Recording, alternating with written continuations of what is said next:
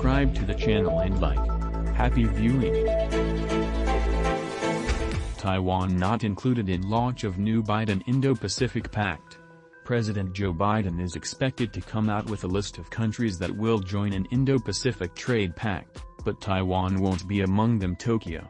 President Joe Biden on Monday is expected to come out with a list of nations that will join a long-anticipated Indo-Pacific Trade Pact, but Taiwan won't be among them. White House National Security Advisor Jake Sullivan confirmed that Taiwan isn't among the governments signed up for the launch of the Indo-Pacific Economic Framework, a pact that's meant to allow the U.S. to work more closely with key Asian economies on issues like supply chains, digital trade, clean energy and anti-corruption.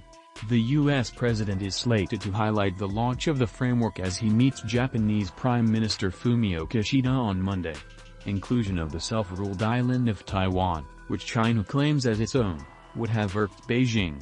We are looking to deepen our economic partnership with Taiwan, including on high-technology issues, including on semiconductor supply, Sullivan said.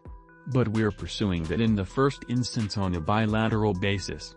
The framework is meant to establish Biden's economic strategy for the region. Matthew Goodman, Senior Vice President for Economics at Center for Strategic and International Studies in Washington, suggested that some Pacific signatories will be disappointed because the pact is not expected to include provisions for greater access to the U.S. market.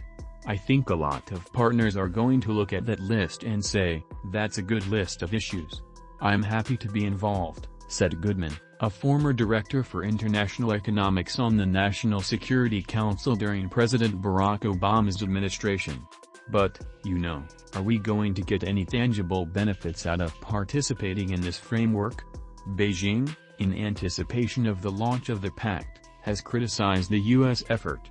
We hope they will build an open and inclusive circle of friends in Asia-Pacific, rather than in exclusive cliques, and do more for peace and development, rather than creating turmoil and chaos in the region, Chinese Foreign Ministry spokesperson Wang Wenbin said. Brian Dees, director of the White House National Economic Council, said the pact is focused on issues that would matter most for American families, like avoiding empty shelves in stores. This framework will help us build more resilient early warnings for supply chains, he told CNN's State of the Union on Sunday.